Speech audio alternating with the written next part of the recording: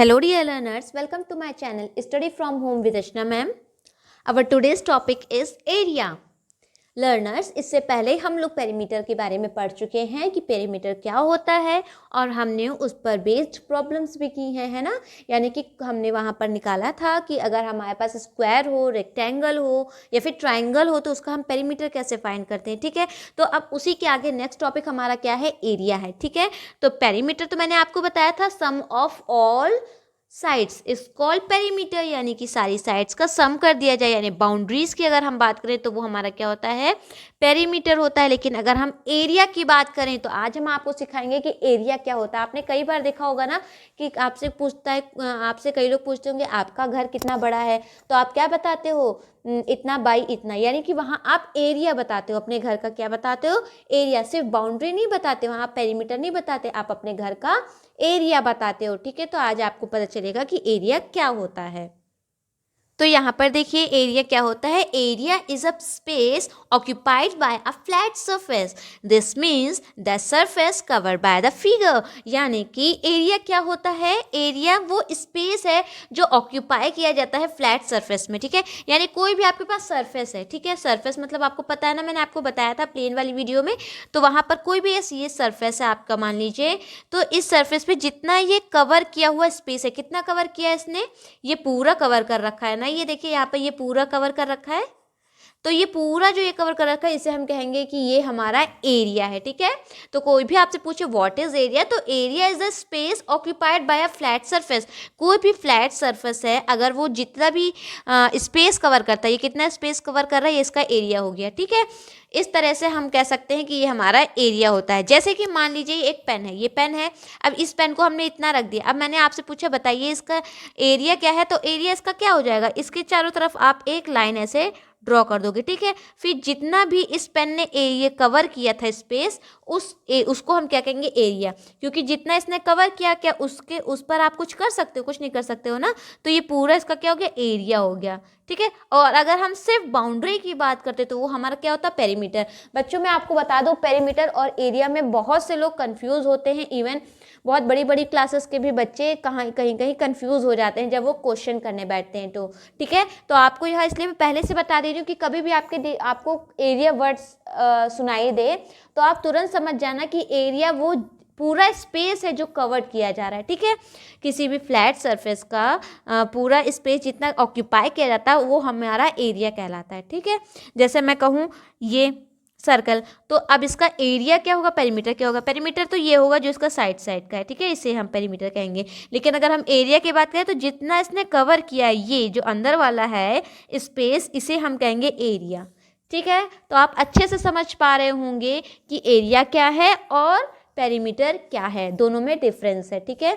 तो area is a space occupied by a flat surface, this means surface covered by the figure. यानी कि कोई भी figure जितना भी सरफेस कवर करता है वो हमारा क्या होता है, एरिया होता है। अभी हम बात करते हैं यूनिट ऑफ एरिया। आपको याद होगा कि मैंने आपको पेरीमीटर के जब क्वेश्चन में करवा रही थी तो वहाँ मैंने आपको यूनिट बताया था पेरीमीटर का, और जस्ट उसी टाइम मैंने आपको ये भी बता दिया था कि यूनिट ऑफ एरिया भी वहाँ मैंने आपको बताया था कि यूनिट ऑफ एरिया और यूनिट ऑफ पेरीमीटर में क्या डिफरेंस है ना। तो यहाँ पर आप देखिए एरिया का जब हम बात करेंगे तो उसकी यूनिट चेंज होगी।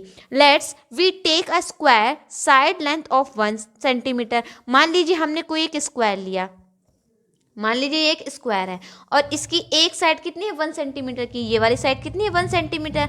और अगर ये स्क्वायर है तो आपको पता होगा कि ये वाली साइड कितनी है, ये वाली भी और ये वाली भी पता है ना। हाँ, क्योंकि ये स्क्वायर है तो इसकी सारी साइड्स इक्वल होंगी, तो ये भी 1 सेंटीमीटर, ये भी 1 सेंटीमीटर और ये भी क्या हो जाएगी, 1 सेंटीमीटर हो जाएगी। तो जब हम इसका क्या लेंगे, एरिया लेंगे, तो एरिया क्या होगा, लेंथ और ब्रेथ लेंगे, ठीक है। तो लेंथ इंटू ब्रेथ करेंगे तो इसकी लेंथ भी 1 सेंटीमीटर है और इसकी ब्रेथ भी कितनी है, 1 सेंटीमीटर, है ना। स्क्वायर हमारा जो होता है उसकी अगर हम लेंथ कहें तो भी 1 सेंटीमीटर है और अगर हम ब्रेथ कहें तो भी 1 सेंटीमीटर है, क्योंकि उसकी सारी साइड्स क्या होती है, इक्वल होती हैं। तो इसलिए 1 इंटू 1 कितना हो गया, 1, और सेंटीमीटर इंटू सेंटीमीटर जब हम करेंगे तो सेंटीमीटर का क्या हो जाएगा, स्क्वायर, ठीक है। अभी कई बच्चे जो कि छोटी क्लास के बच्चे होंगे, जैसे लाइक थर्ड, फोर्थ, फिफ्थ, इन्हें भी स्क्वायर का मतलब नहीं पता होगा। स्क्वायर का मतलब होता है सेंटीमीटर को अगर हम 2 बार लिखें, तो कोई चीज़ अगर 2 बार लिखी जाती है तो उसको हम सिंगल में इस तरह से लिख सकते हैं, सेंटीमीटर स्क्वायर, 2 छोटा सा बनाकर, ठीक है। या ऐसे भी कह सकते हैं स्क्वायर सेंटीमीटर, इस तरह से भी आप लिख सकते हैं, 1 स्क्वायर सेंटीमीटर। दोनों तरह से आप लिख सकते हैं। कभी कभी क्वेश्चन में आपसे इस तरह से स्क्वायर मीटर सेंटीमीटर लिखा होता है, कभी कभी इस तरह से लिखा होता है, ठीक है। तो इसका ये मतलब होता है कोई भी चीज़ अगर 2 बार मल्टीप्लाई होती है सेम चीज़, तो उसको हम स्क्वायर में लिख सकते हैं। तो यानी कि यूनिट ऑफ एरिया अगर हम बात करें कि एरिया की यूनिट क्या होती है, 1 सेंटीमीटर होती है, 1 सेंटीमीटर स्क्वायर होती है, ठीक है। और अगर हम पेरीमीटर की बात कर रहे थे तो वहाँ पर सिर्फ सेंटीमीटर होता है, वहाँ सेंटीमीटर का स्क्वायर नहीं होता, वहाँ मीटर का स्क्वायर नहीं होता, सिर्फ मीटर होता है, ठीक है। लेकिन यहाँ क्या होगा, स्क्वायर होगा। क्यों होगा, क्योंकि वहाँ तो ऐड करते थे, लेकिन यहाँ क्या करते हैं, मल्टीप्लाई करते हैं। तो मल्टीप्लाई में मल्टीप्लाई 1 और 2, तो ये क्या हो जाएगा, स्क्वायर हो जाएगा, ठीक है। इसे हम क्या कहते हैं, स्टैंडर्ड यूनिट ऑफ एरिया। ये हमारा स्टैंडर्ड यूनिट ऑफ एरिया है, ठीक है। एरिया का एक स्टैंडर्ड यूनिट सेंटीमीटर स्क्वायर होता है, ठीक है। वैसे तो अगर इससे थोड़ी सी बड़ी है तो उसे हम मीटर स्क्वायर लिखेंगे, ठीक है। For measuring very large area, अगर बहुत ही लार्ज एरिया है तो उसके लिए हम क्या यूज़ करेंगे, किलोमीटर, के एम मीन्स किलोमीटर का स्क्वायर, ठीक है। लेकिन बस आपको याद रखना है कि स्क्वायर जरूर होगा। अगर सबसे छोटा है तो सेंटीमीटर का स्क्वायर, अगर उससे बड़ा है तो मीटर स्क्वायर, सबसे बड़ा है तो किलोमीटर स्क्वायर, ठीक है। तो एरिया हमेशा स्क्वायर में होता है, ठीक है। अभी हम पढ़ेंगे एरिया ऑफ रेक्टेंगल, यानी अगर हम रेक्टेंगल की बात करें तो एरिया ऑफ रेक्टेंगल क्या होगा। एरिया ऑफ रेक्टेंगल होता है लेंथ इनटू ब्रेथ, ठीक है। तो लेंथ इनटू ब्रेथ, तो जो भी उसकी लेंथ है रेक्टेंगल की और जो भी ब्रेथ है उसे मल्टीप्लाई कर देंगे तो हमारा क्या आ जाएगा, एरिया ऑफ रेक्टेंगल। बच्चों ये फॉर्मूले आपको ज़रूर याद होने चाहिए, चाहे वो एरिया के हों और चाहे पेरीमीटर के हों, कि आपको वहाँ पर याद होना चाहिए कि एरिया ऑफ रेक्टेंगल क्या होता है और पेरीमीटर ऑफ रेक्टेंगल क्या होता है, एरिया ऑफ स्क्वायर क्या होता है और पेरीमीटर ऑफ स्क्वायर क्या होता है। तो यहाँ आप अच्छे से माइंड में ध्यान कर लीजिए कि एरिया ऑफ रेक्टेंगल की जब भी हम बात करेंगे, रेक्टेंगल मतलब जिसकी अपोजिट साइड इक्वल होती है, राइट। तो एरिया ऑफ रेक्टेंगल की बात करेंगे तो वहाँ हम करेंगे लेंथ इनटू ब्रेथ, ठीक है। और अगर हम बात करेंगे एरिया ऑफ स्क्वायर की, स्क्वायर मीन्स क्या होता है, जिसकी सारी साइड्स इक्वल होती है, राइट। तो जिसकी सारी साइड इक्वल होती है तो उसमें क्या लेंथ क्या ब्रेथ, उसकी लेंथ भी वही होगी और ब्रेथ भी वही होगी, यानी हम कह सकते हैं साइड इनटू साइड, ठीक है। या फिर ये भी कह सकते हैं साइड का स्क्वायर। मैंने अभी बताया ना, कोई भी चीज़ 2 बार लिखी हो तो उसका स्क्वायर कह सकते हैं। आपको ये नहीं अच्छा लग रहा है तो आप सिर्फ साइड इनटू साइड लर्न कर लीजिए, ठीक है। तो एरिया ऑफ स्क्वायर क्या होता है, side into side. Area of rectangle क्या होता है, लेंथ इनटू ब्रेथ। स्क्वायर में लेंथ ब्रेथ क्यों नहीं होती, इसलिए क्योंकि चाहे हम लेंथ कहें चाहे ब्रेथ कहें, दोनों ही तो हमारी सेम होती है ना।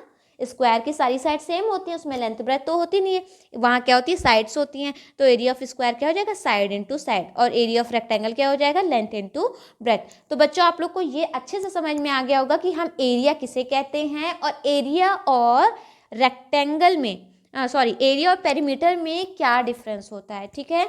अगर आपने मेरी पेरीमीटर वाली वीडियो अभी तक नहीं देखी है तो उसे ज़रूर देख लीजिए, वो आपके लिए बहुत ही बेनिफिशियल है, हाँ, क्योंकि उससे बेस्ड क्वेश्चन आते हैं, एरिया से बेस्ड और पेरीमीटर से बेस्ड, जहाँ पर आपको डायरेक्ट एरिया या डायरेक्ट पेरीमीटर नहीं पूछते, बात को क्वेश्चन को घुमा फिरा कर पूछा जाता है। अगर आपको वहाँ कॉन्सेप्ट क्लियर होगा कि यहाँ पर हमसे क्या कहा गया है तो आप बहुत ही आसानी से पता कर लोगे कि अच्छा यहाँ पर तो हमसे पेरीमीटर पूछा गया है, या अच्छा यहाँ पर तो हमें एरिया बताना है, ठीक है। तो आप लोग वीडियो ज़रूर देखिए, और वीडियो पसंद आई हो तो अभी लाइक कर दीजिए। अगर आप मेरे चैनल पर न्यू हैं तो इसे सब्सक्राइब जरूर कीजिए। आने वाली वीडियोस में मैं आपको क्वेश्चन करवाऊंगी एरिया पर बेस्ड। आज मैंने सिर्फ आपको इंट्रोडक्शन दिया है, ठीक है। तो नेक्स्ट वीडियो भी देखना बिल्कुल ना भूलें, और नेक्स्ट वीडियो पाने के लिए चैनल को सब्सक्राइब कर दीजिए, और सब्सक्राइब करने के बगल में ही बेल आइकन आएगा, उसे प्रेस करना ना भूलिए, ठीक है।